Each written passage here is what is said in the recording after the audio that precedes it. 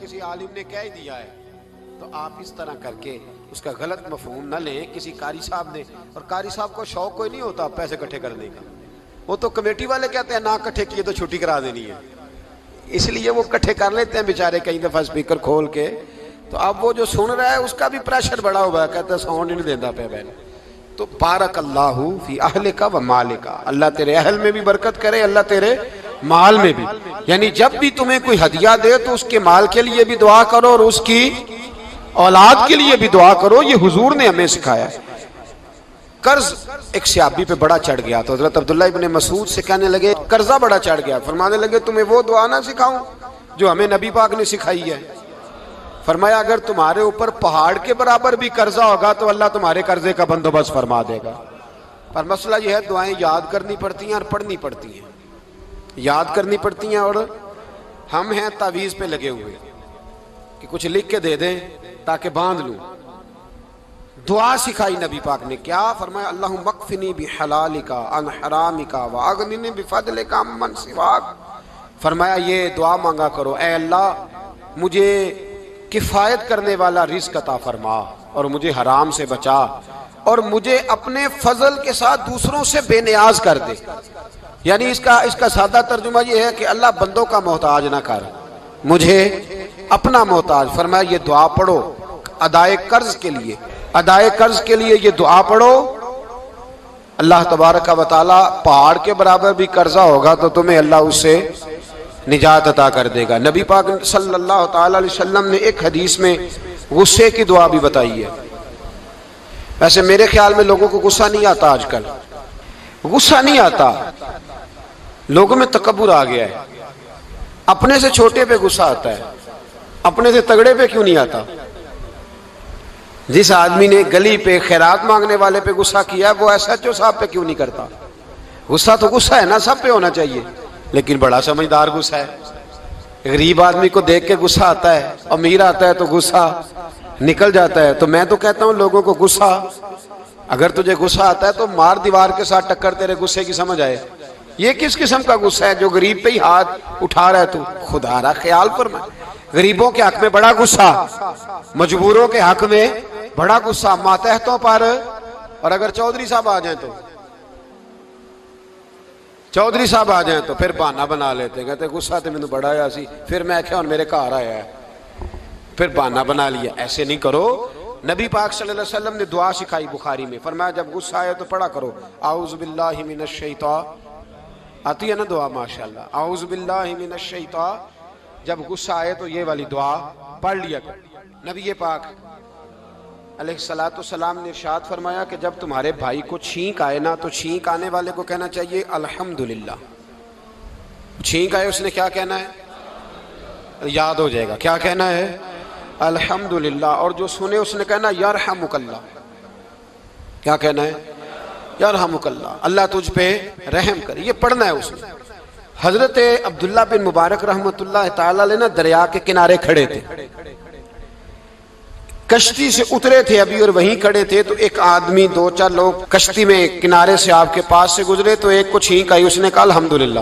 اب سنت ہے کہ جواب دو یرحمک اللہ, اللہ تیرے اوپر رحم فرما. جواب دینا تھا لیکن وہ کشتی تیزی سے گزر گئی. حضرت عبداللہ بن مبارک رحمۃ اللہ تعالی علیہ نے ملاح کو بلایا, فرمانے لگے اس کشتی کا پیچھا کرنا ہے. وہ کہنے لگا سواریاں بیٹھیں گی تو جاؤں گا.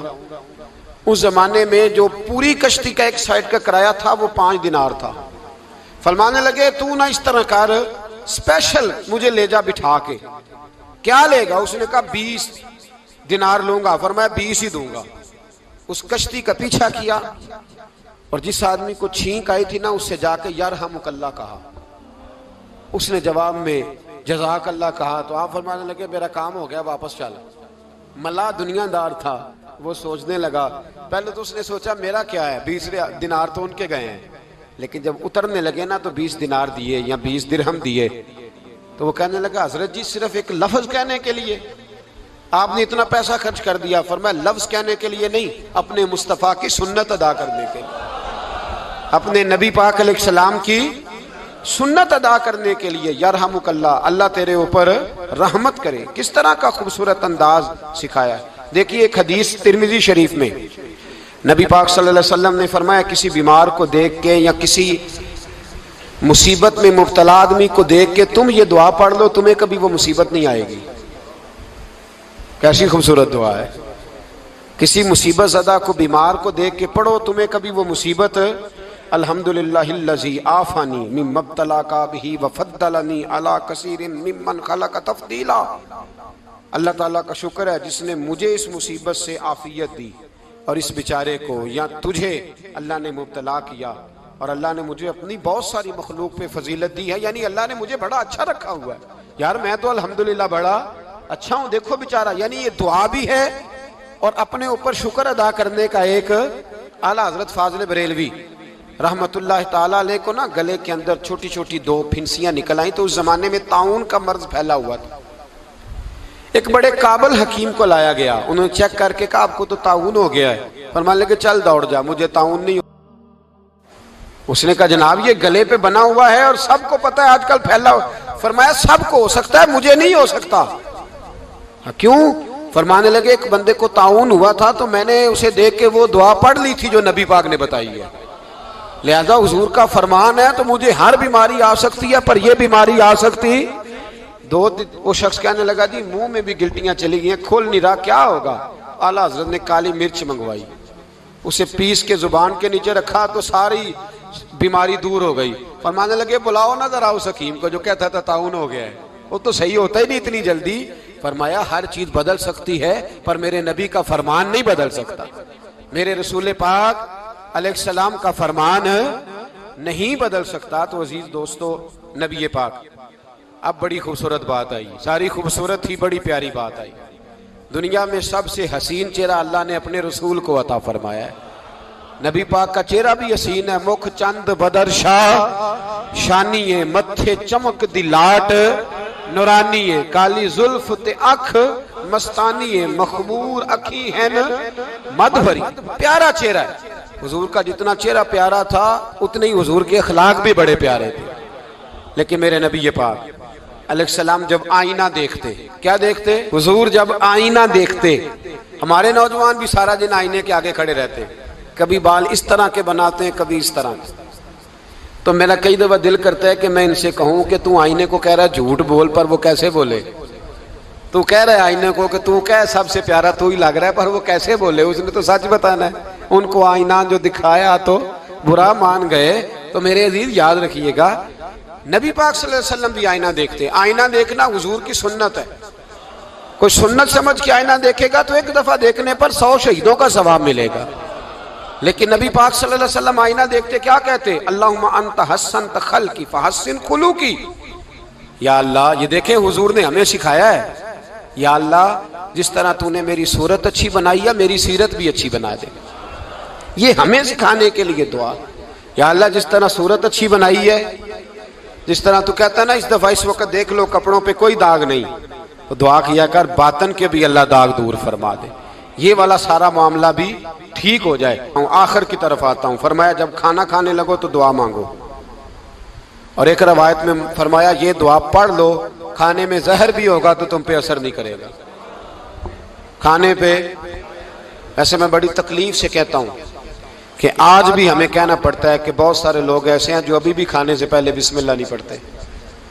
یار بڑے افسوس کی بات نہیں؟ بڑے افسوس کی۔ حضور نے دعا سکھائی، میں یہ دعا پڑھو گے تو زہر بھی ہوگا تو اثر نہیں کرے گا۔ بسم اللہ الذی لا یضر مع اسمہ شیء فی الارض ولا فی السماء یا حی یا قیوم، جس کی برکت سے زمین و آسمان میں کوئی چیز بھی نقصان نہیں دیتی، اور اے اللہ اے ہمیشہ زندہ رہنے والے اور قائم رہنے والے۔